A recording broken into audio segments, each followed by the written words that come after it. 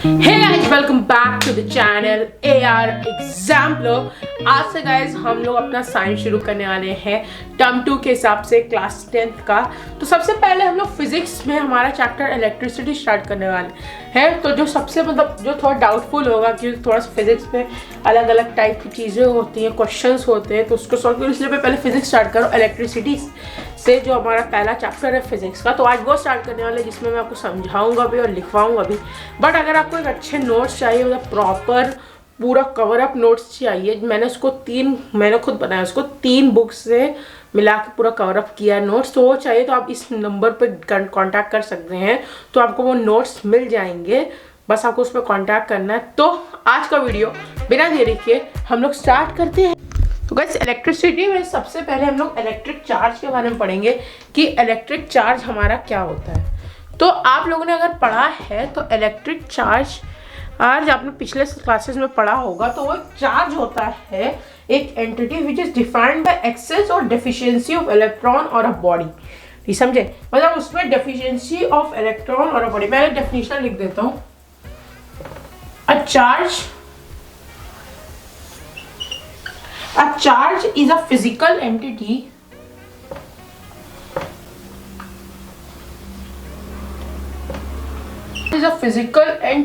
which is defined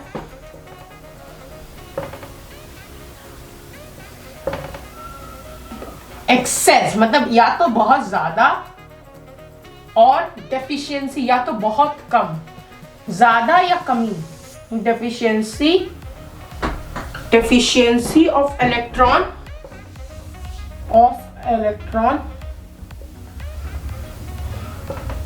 और a body, इसी को हम लोग चार्ज कहते हैं। ओके, इसी को हम लोग चार्ज कहते हैं। मतलब a charge is a physical entity, वो फिजिकल एंटिटी होती है which is defined, मतलब उसको जिसमें एक्सेस या डेफिशिएंसी ऑफ इलेक्ट्रॉन और अ बॉडी हो, उसे हम लोग इलेक्ट्रिक चार्ज कहते हैं। अब इसमें 2 चीजें भी होती हैं कि अगर इफ अ बॉडी, मतलब अगर body electrically, if a body is, अगर बॉडी नेगेटिवली चार्ज होगी, if a body is negatively charge, अगर बॉडी नेगेटिवली चार्ज होगी तो क्या रिएक्शन होगा? अगर बॉडी नेगेटिवली चार्ज होगी तो वो इलेक्ट्रॉन को गेन करेगी, वो गेन इलेक्ट्रॉन होगी। ओके, तो वो इलेक्ट्रॉन गेन करेगी। अगर if a body D is positively charge, अगर कोई बॉडी पॉजिटिवली चार्ज है, मतलब अगर पॉजिटिवली चार्ज है तो वो इलेक्ट्रॉन को लूज करेगी, समझे? मतलब ये बहुत इंपॉर्टेंट है, इसको जरूर याद करिएगा।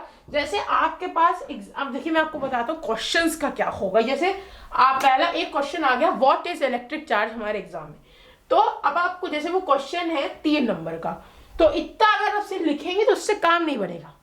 तो आप अगर ये भी लिख देंगे तो नंबर आपके कटेंगे नहीं। अगर आप ये भी लिख देंगे फॉर बॉडी नेगेटिवली चार्ज, ये भी तो इलेक्ट्रिक चार्ज के रूल्स है ना उसके बारे में। और अगर और कुछ लिखना है ताकि आपके नंबर कोई काट ही ना सके, तो आप एक और चीज लिख सकते हैं, एसआई यूनिट। मतलब ये याद भी करना है और ये इंपॉर्टेंट है, SI unit of electric charge. इसकी एसआई यूनिट होती है कूलम, COU, कूलम। और इसको हम लोग किससे डिनोट करते हैं? स्मॉल c से डिनोट करते हैं कूलम को। इलेक्ट्रिक चार्ज की एसआई यूनिट कूलम। ओके, इतना समझ गए? SI unit coulomb. अब ये भी आ सकता है 1 कूलम, 1c, मतलब 1 कूलम होता है 6 × 10⁻18 इलेक्ट्रॉन। 6 × 10⁻18 इलेक्ट्रॉन्स। ओके, तो इलेक्ट्रिक चार्ज पहले क्या होता है?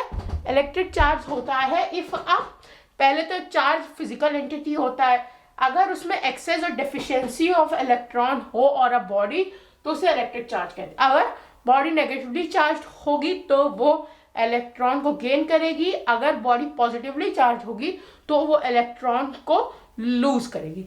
अब एसआई यूनिट इलेक्ट्रिक चार्ज की कूलम होती है और 1 कूलम 6 × 10⁻18 इलेक्ट्रॉन के बराबर होता है। ये इंपॉर्टेंट है बहुत। ओके, अब मैं आपको अब हम लोग पढ़ेंगे क्वांटिजाइजेशन ऑफ चार्ज के बारे में। अब क्वांटिजाइजेशन ऑफ चार्ज को हम लोग क्यू से भी डिनोट करते हैं, तो ये याद रखिएगा। ओके, अब इसके बारे में पढ़ेंगे। अब क्वांटिजाइजेशन ऑफ चार्ज की क्या होती है, इसको कहते हैं total charge acquired by a body, total charge acquired by a body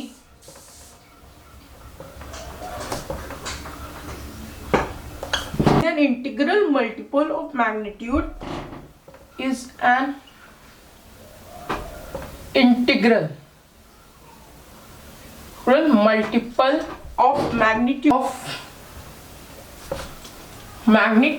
of charge on a single electron.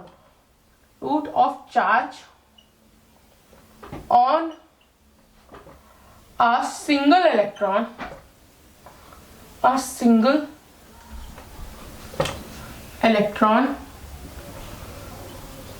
on a cylinder। इसी प्रिंसिपल को, यही जो प्रिंसिपल है, मतलब ये जो पूरा प्रिंसिपल है, total charge acquired by a body is an integral multiple of magnitude of charge on a single electron. The principle is called quantization,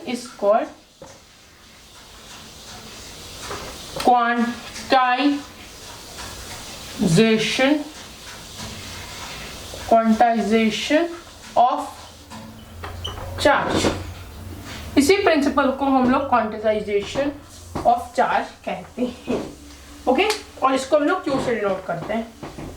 समझ गए? मतलब एक total charge acquired by a body in an integral multiple of magnitude is an integral multiple of magnitude of charge on a single electron. मतलब पूरा जितना भी किसी body ने चार्ज एक्वायर किया है वो इंटीग्रल मल्टीपल है of magnitude of a single electron का इंटीग्रल मल्टीपल और total charge acquired by a body. अभी मैं आपको बताता हूँ और अच्छे समझेंगे।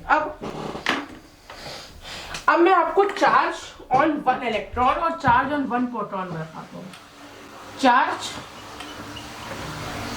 Charge on 1 electron. अब एक इलेक्ट्रॉन पे कितना चार्ज होता है? एक इलेक्ट्रॉन पे होता है 1.6 × 10⁻⁻19 कूलम। ओके, एक इलेक्ट्रॉन पे इतना चार्ज होता है। एक प्रोटॉन पे कितना चार्ज होता है? चार्ज ऑन 1 प्रोटॉन, बहुत इंपॉर्टेंट है ये। अब इस पे होता है 1.6, ये -1.6 था और ये +1.6 × 10⁻⁻19 कूलम। बस क्या डिफरेंस है?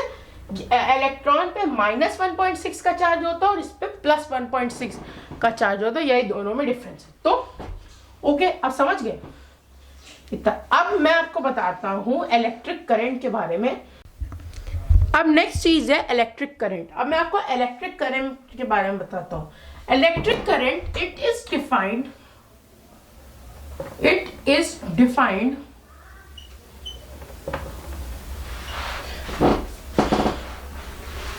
as the rate of flow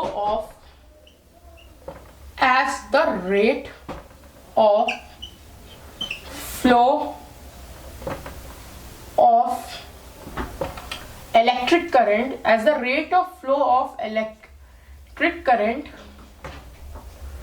electric charge through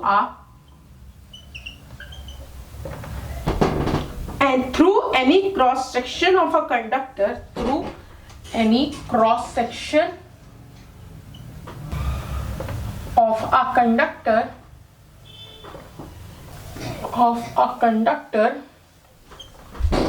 in a unit time, in a unit time. अब इलेक्ट्रिक करंट होता क्या है? इट इज डिफाइंड, मतलब it is defined as the rate of flow of electric charge through any cross section of a conductor in a unit. मतलब कुछ time में rate of flow of electric charge, मतलब जैसे हम लोग electric charge के बारे में तो अभी पढ़ा कि वो चार्ज जिसमें एफिशिएंसी मतलब एक्सेस या डिफिशियंसी ऑफ इलेक्ट्रॉन होता है और अ बॉडी भी, तो अब it is defined as the rate of flow of electric charge through, मतलब किसी भी cross section of a conductor के through in a unit time में फ्लो ऑफ चार्ज को हम लोग इलेक्ट्रिक करंट कहते हैं। Rate of flow of electric charge through any cross section of a conductor in a unit time, मतलब कुछ time में वो रेट जो flow of charge of electric current through a cross section of a conductor, उसी को हम लोग electric current कहते हैं। अब आप लोग समझ गए हो। अब इसके बारे में भी कुछ चीजें हैं, जैसे अब इलेक्ट्रिक करंट का फॉर्मूला, इलेक्ट्रिक करंट का फॉर्मूला क्या होता है? तो electric current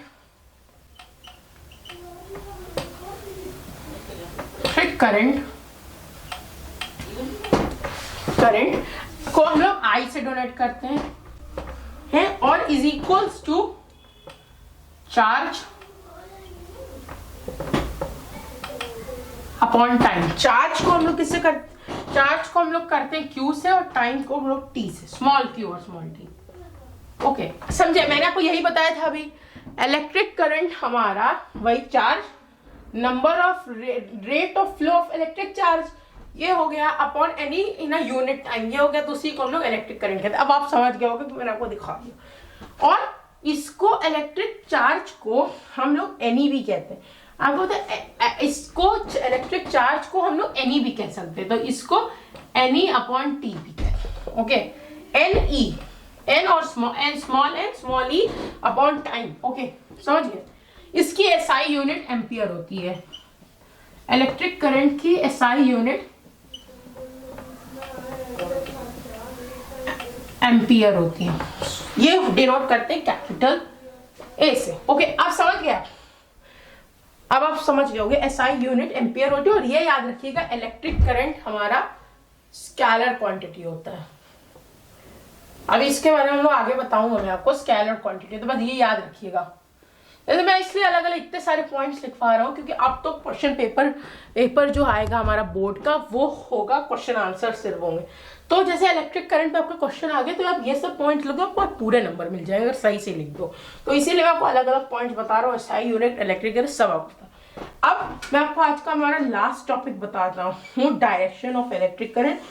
okay, direction of electric current. और डायरेक्शन ऑफ इलेक्ट्रिक करंट हमारा इलेक्ट्रिक करंट ही में है। तो अब डायरेक्शन ऑफ इलेक्ट्रिक करंट क्या होता है? ये होता है इज टेकन, पहले मैं इसकी डेफिनेशन लिखता हूँ फिर आपको समझाता हूँ। Is taken as direction of flow of electron taken as opposite to the direction flow electron to the flow of electron in an electric circuit.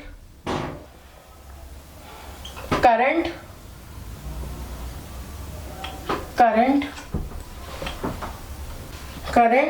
flow in an electric circuit.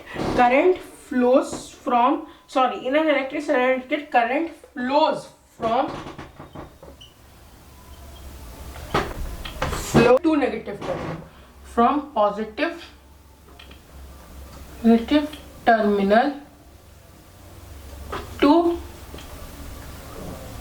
terminal to negative terminal। Okay, ये है direction of electric current. अब मतलब direction of electric current is taken as opposite, मतलब opposite to the direction of flow of electron in an electric circuit. Current flows from positive terminal to negative terminal. मतलब इसमें direction of electric current कैसा होता है? तो direction of electric current होता है opposite opposite to the flow of electron in an electric circuit. Current flows from positive to negative terminal.